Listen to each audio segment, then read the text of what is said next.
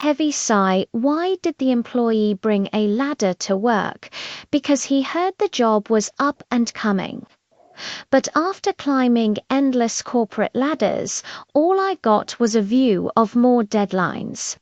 Mondays feel like marathons, Tuesdays are traffic jams in my inbox, and by Friday, I'm just a zombie in a suit. Boss says teamwork makes the dream work, but my dream is a nap. Coffee's my best friend, but even it betrays me with jitters. Why don't employees get excited about weekends? Because Monday's always lurking like a bad sequel. I'm not lazy.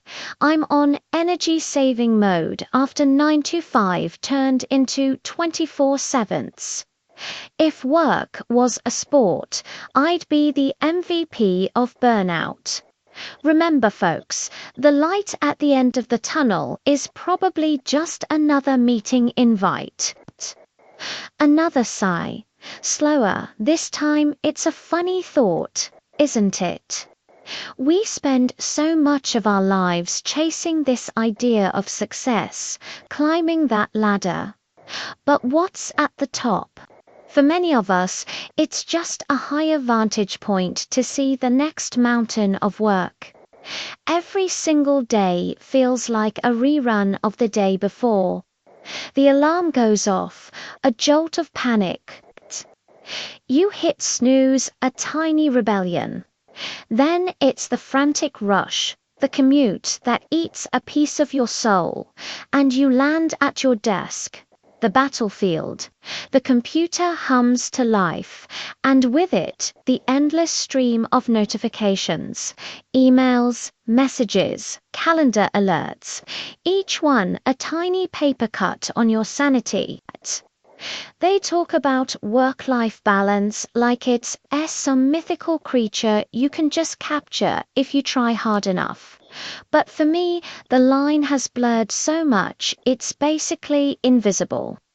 My work phone is my personal phone. My home office is my bedroom.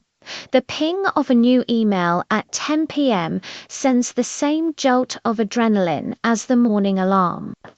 It's like being on call for a life you didn't fully sign up for. You try to set boundaries, you really do. You tell yourself, tonight I'm unplugging. But then you think about that one pending task, that one email you forgot to send, and the anxiety starts to creep in. It's a relentless cycle. You know, the coffee machine has become a sort of confessional booth. We all gather there, clutching our mugs like life rafts, sharing war stories from the land of spreadsheets and conference calls. How many meetings do you have today? I've got 3 back to back. I was up until 2 a.m. finishing that report. We laugh, but it's a hollow sound. It's the laughter of the condemned. We're all running on fumes, powered by caffeine and the sheer terror of falling behind. It's a shared experience that bonds us, this collective exhaustion. We're all in the same sinking boat, bailing out water with our coffee cups. And the jargon, the corporate jargon. Let's circle back. We need to synergize. Let's think outside the box. It's a language designed to make simple things sound complicated and to make you feel like you re part of something important, when really you're just moving numbers from one column to another. My brain feels like it's been put through a blender of buzzwords. I just want someone to say, "Hey, can you please do this thing by Friday?" Is that too much to ask? Apparently, yes. We have to leverage our core competencies to achieve our strategic objectives. I just want to leverage a pillow for a quick nap. Sometimes I just stare out the window and wonder what it's all for. The promotions, the projects, the performance reviews. We trade our time, our energy, our youth for a paycheck and the promise of a future that seems to always be just around the corner.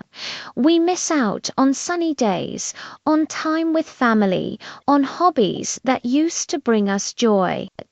All for what? To make a number on a spreadsheet go up. It can feel incredibly empty. You lose pieces of yourself along the way. Your creativity, your spontaneity, your passion, they get ground down by the daily routine.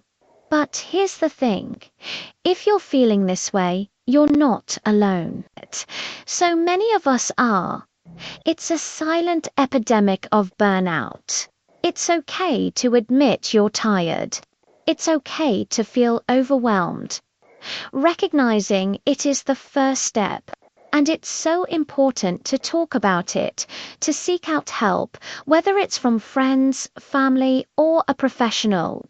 Your mental health is more important than any deadline. There are resources out there, people who can help you find that balance again, help you find that light at the end of the tunnel that isn't just another meeting invite. Maybe, just maybe, it's the light of a new beginning. Thanks for listening to my little rant. If this resonated with you, maybe share it with a coworker who needs to hear they're not alone. Don't forget to take care of yourselves. Subscribe for more thoughts from the corporate trenches. See you next time.